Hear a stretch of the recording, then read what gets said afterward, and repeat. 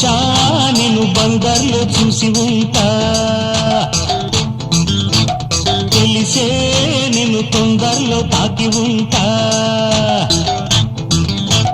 నీ వంపులో నా కొంపలే నేనెప్పుడు వేశానులే జై